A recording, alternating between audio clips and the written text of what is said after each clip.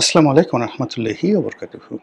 সম্মানিত দর্শক, ইরান এবং আমেরিকার যুদ্ধ, ইরান এবং ইসরায়েলের যুদ্ধ এটি বাংলাদেশে এসেও আশ্রয় পড়েছে। আগামী দিনগুলোতে এই যুদ্ধ যদি প্রলম্বিত হয়, বাংলাদেশ নানাভাবে ক্ষতিগ্রস্ত হবে। আপনারা জানেন যে অতি সম্প্রতি ইয়েমেনের হুতিদের সঙ্গে যুদ্ধ করার জন্য, হুতিদেরকে দমন করার জন্য সৌদি আরবের নেতৃত্বে ১০টি দেশের একটি জোট হয়েছে। এই জোটে বাংলাদেশ অংশগ্রহণ করেছে। যতটুকু আমরা খবরে জেনেছি যে এই জোট হুতিদের বিরুদ্ধে যে যুদ্ধ করবে, সেই যুদ্ধে জনবল দিয়ে, অস্ত্র দিয়ে, সব ব্যাপারে লজিস্টিক সাপোর্ট করার জন্য এই জোটের দেশগুলো তারা পরস্পরকে সহযোগিতা করবে। এখন আমাদের জন্য এটা কত বড় একটা ভয়ের সংকট। প্রথম সংকট হলো যে এই জোটের প্রমোটার হলো মার্কিন যুক্তরাষ্ট্র। এই জোটের সুবিধাভোগী এবং সবচেয়ে যাকে বলা হয় এই জোটটাকে যারা চালাবে এবং যাদের জন্য করা হয়েছে এবং যাদেরকে আমেরিকা চাপ দিয়েছে এই কাজটা করার জন্য, তারা হলো সৌদি আরব। আর সৌদি আরবের সেকেন্ড ইন কমান্ড হিসেবে এখানে সৈন্য দিয়ে সাহায্য করার জন্য প্রতিশ্রুতিবদ্ধ হলো পাকিস্তান। আর এই পাকিস্তানের সঙ্গে পাকিস্তানের সৈন্য দিয়ে, অস্ত্র দিয়ে সৌদি আরবের সঙ্গে তারা একত্র হয়ে হুতিদের বিরুদ্ধে যুদ্ধ করবে এবং সেই যুদ্ধে ইসরায়েলও যোগ দেবে। আর তার সঙ্গে বাংলাদেশ যদি এর সঙ্গে থাকে, বুঝতে পারেন যে সেখানে সমস্যাটা কি হতে পারে। তো আমেরিকার এই জোটে আমেরিকা সাধারণত যে কাজ করে, কাউকে ব্যবহার করে just like a toilet tissue. মুখের টিস্যু আপনি নাকের সর্দি দিয়ে ব্যবহার করেন, বা আপনি ঘাম মোছেন, মুখ মোছেন, ফেসিয়াল টিস্যু, এটাকে হয়তো কেউ দ্বিতীয়বার ব্যবহার করে। কিন্তু টয়লেট টিস্যু, যেটা আপনি মলদ্বার পরিষ্কার করেন, সেটি ফেলে দেওয়া ছাড়া আপনার কোনো উপায় থাকে না। কথিত আছে যে আমেরিকা যাদেরকে ব্যবহার করে টয়লেট টিস্যু রূপে, তাদেরকে ওইভাবে ফেলে দেয়। তা আমরা এই যে হুতিদের বিরুদ্ধে একটা যুদ্ধে আমরা জড়ালাম বা জড়াতে যাচ্ছি বা সমর্থন করতে যাচ্ছি, হোয়াট এভার মেবি, আমরা যে কাজটি করছি, এই কাজের খারাপ পরিণতি কি হতে পারে?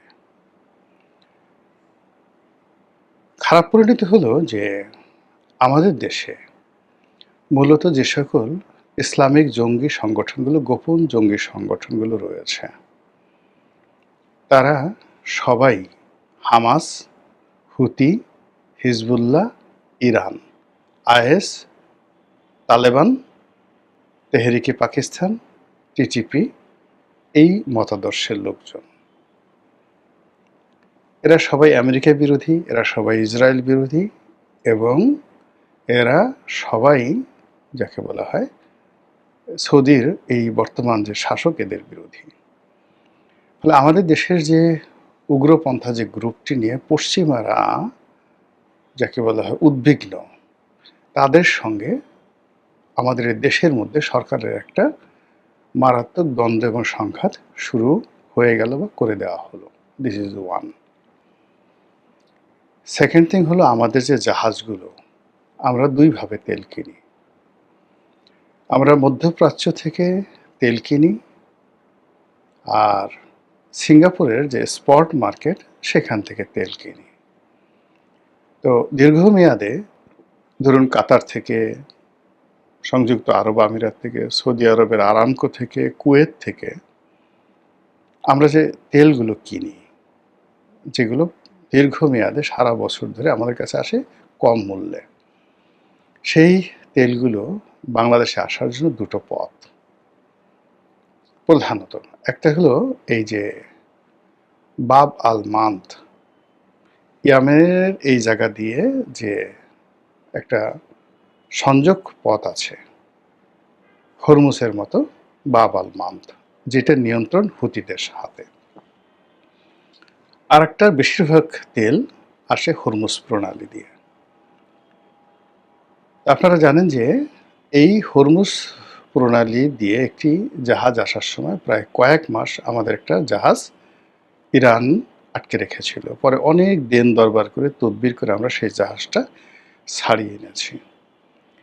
ইরানের সঙ্গে একটা সম্পর্ক স্থাপন করার জন্য তাদের যে শেষকৃত্য অনুষ্ঠান, তাদের ইমামের আয়াতুল্লাহ আলী খামেনি, বর্তমান যে খামেনি আছেন বা আয়াতুল্লাহ আছেন তার বাবা, তার জানাজাতে আমাদের স্পিকার সাহেব গেলেন, রাজনৈতিক নেতৃবৃন্দ গেলেন এবং ইরানের সঙ্গে একটা ভালো সম্পর্ক তৈরি হলো এবং আশা করা হচ্ছিল যে বাংলাদেশের জাহাজগুলো সেই ওখান দিয়ে একটা ছাড় পাবে, এই ধরনের কথা ইরানের রাষ্ট্রদূত বলেছেন। এবং এই রাষ্ট্রদূতের ক্ষমতা অলনে ছাড়েন, ইরানি রাষ্ট্রদূতের ক্ষমতা বাংলাদেশে মার্কিন রাষ্ট্রদূতের সমপর্যায়ে হয়ে গেছিল কয়েকদিনের জন্য। এরই মধ্যে যখন আবার সেই হরমুজ নিয়ে যুদ্ধ হলো, এরই মধ্যে আবার যখন আমেরিকা ইরান আক্রমণ করলো, ঠিক সেই সময়টাতে ইরান হরমুজটাকে 100% বন্ধ করে দিল।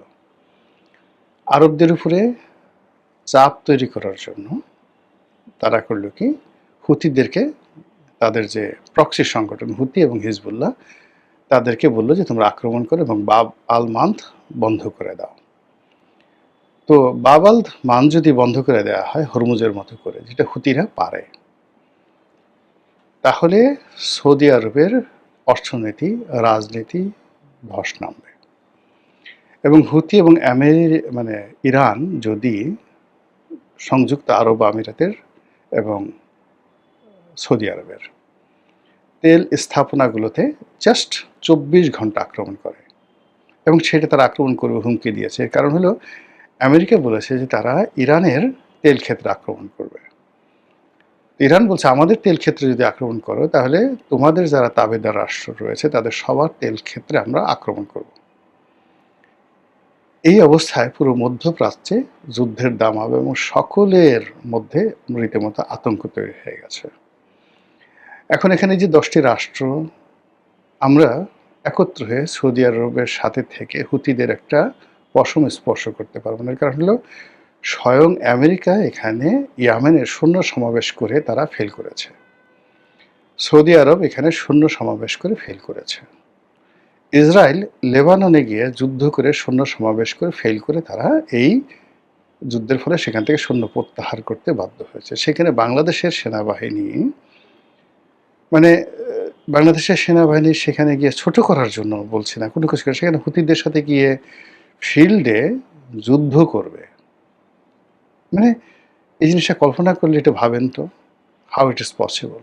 এইটাই হলো এক। দ্বিতীয়ত হলো যে আমরা এই মধ্যপ্রাচ্যের যে উগ্র গোষ্ঠীগুলো প্লাস ইরান, এদের সাথে যে দীর্ঘমেয়াদে আমরা দ্বন্দ্ব এবং সংঘাতে, সময়ের বিবর্তনে দেখুন, যেহেতু তাদের একটা স্ট্রং পলিটিক্যাল রিলেশন আছে, ফাইন্যান্সিয়াল যাকে বলে কানেক্টিভিটি আছে, ফলে আমেরিকার সাথে, সৌদি আরবের সাথে, সংযুক্ত আরব আমিরাত, কাতার, এদের সাথে ইরানের এবং ইসরায়েলের শত্রুতা করতে দেরি লাগবে না, আবার 1 মিনিট বসতে দেরি লাগবে না। কিন্তু আমরা যারা ছাগলের 3 নম্বর বাচ্চা হয়ে এখানে বিভিন্ন রকম কর্মকাণ্ড করার চেষ্টা করছি, আমরা কিন্তু ছিটকে পড়ব।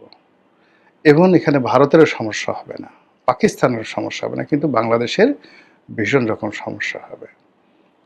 গ্রাম বাংলায় দেখবেন যে স্বামী স্ত্রীর ঝগড়া করে, বা মিয়ার বেটা আর সৈয়দের বেটা ঝগড়া করে, পাশের বাড়ির চকিদার মামু, চকিদার চাচা, সে সালিশ করতে যায় এবং দুই পক্ষকে মিলানোর জন্য বিভিন্ন রকম চেষ্টা তদবির করে, দুই পক্ষ মিলে যায় এবং দুই পক্ষ মিলিয়ে তখন যে সালিশ করছে তাকে মারধর করে। আমরা যে অবস্থার মধ্যে আছি সে অবস্থায় কোনো জোটে যাওয়া, কোনো কারো পক্ষ অবলম্বন করা, কারো জন্য সৈন্য সমাবেশ করা, এই পর্যায়ের ধারের কাছে আমরা যাওয়ার মতো অবস্থা আমাদের নেই। আমরা আমাদের সৈন্যদেরকে জাতিসংঘে শান্তিরক্ষা মিশনে ভাড়া খাটাই। এখানে যদি জাতিসংঘ শান্তিরক্ষা মিশনে, এমনকি নিরাপত্তা পরিষদে আমরা যেতে পারি না। শান্তিরক্ষা মিশনে যদি বলা হতো সেখানে আমরা ইয়েমেনে সৈন্য পাঠাতে পারতাম, ইটস নট এ প্রবলেম। কিন্তু আমরা একটা জোট করে সেখানে সৈন্য পাঠাবো, সৈন্য পাঠানোর সঙ্গে সঙ্গে এই যে দুটো বৃহত্তম জলপথ বাব আল মান্দ এবং হরমুজ, এখান দিয়ে বাংলাদেশের জাহাজ, বাংলাদেশের পণ্য, এমনকি অন্য দেশের জাহাজে করে ওদের যে তেল আমাদের দেশে আসবে, চীনের তেল আসতে সমস্যা হবে না, কিন্তু আমাদের তেল আসবে, ইটস নট ইজি। এই গেল একেবারে নর্মাল সেন্সে।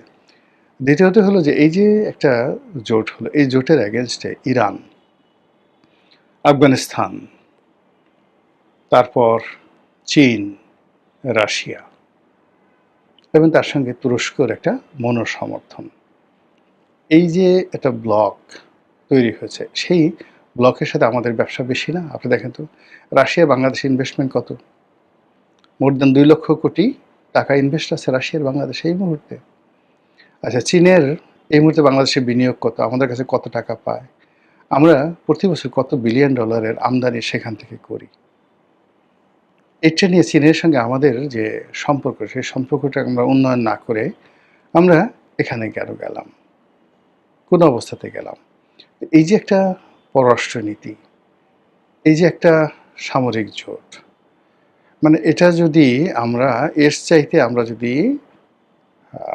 মায়ানমারকে করিডোর দিয়ে দিতাম, আমেরিকা যে করিডোর চাচ্ছে, ইভেন আমরা চীন যে করিডোর চাচ্ছে সেই করিডোরও দিয়ে দিতাম, সেটাও কিন্তু আমাদের জন্য কোনো সমস্যা হতো না। কিন্তু এই যে আমরা এখন যে কাজগুলো করলাম, এই কাজগুলো কোনো অবস্থাতে আমরা সামাল দিতে পারবো না। এমনি নতুন সরকার, নানা রকম বিপদ আছে, বিপত্তিতে আছে, অর্থনৈতিক সংকট আছে, তেলের সংকট আছে, এলএনজির সংকট আছে, সিএনজির সংকট আছে।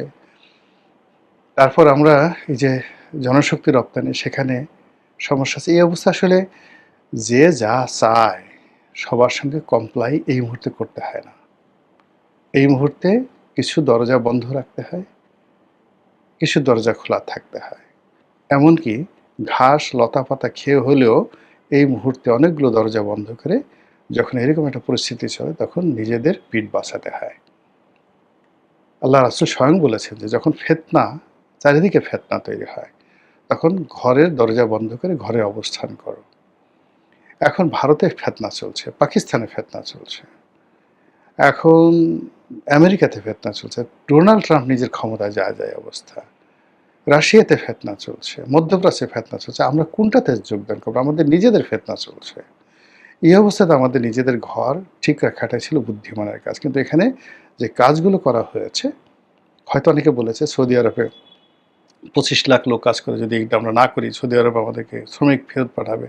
সৌদি আরবে একটা শ্রমিক ফেরত পাঠাতে পারবে না। ওখানে বাঙালিরা বাঙালিদের মতো ভালো অবস্থানে আছে, আর ফেরত পাঠালে আমাদের ক্ষতি হবে না। কিন্তু এই যে আমাদের যে সাপ্লাই চেইনে যে ক্ষতি, মানে আমাদের এখন যে স্কিলড ম্যান পাওয়ার আছে, সেই স্কিল ম্যান পাওয়ার বিদেশের মাটিতে যারা ইনকাম করছে, তারা বাংলাদেশে আসলেও আমাদের ইকোনমিতে লাভ হবে, লস হবে না। তো সেখানে মনে করেন সৌদি আরবে খেজুরের ব্যবসা করে, বাংলাদেশে এসে খেজুর বাগান করে ফেলছে মাত্র 1 একর জায়গাতে। সৌদি আরবে অন্য একটা দেশে গিয়ে সে পেয়ারার ব্যবসা করতো, সেটা এখন করে ফেলছে। ওখানে ওয়েল্ডিংয়ের কাজ করতো, বাংলাদেশে একটা ওয়েল্ডিংয়ের দোকান দিয়েছে। এই লোক কোনোদিন ওয়েল্ডিংয়ের দোকানের ব্যবসা দিত না, কিন্তু সৌদি আরব থেকে ওয়েল্ডিংয়ের ব্যবসা শিখে এসে সে বাংলাদেশে করতেছে। সৌদি আরব থেকে গিয়ে লোক চলে গেছে উগান্ডাতে, উগান্ডাতে গিয়ে হাজার হাজার একর জমি নিয়ে এসে ব্যবসা বাণিজ্য করছে।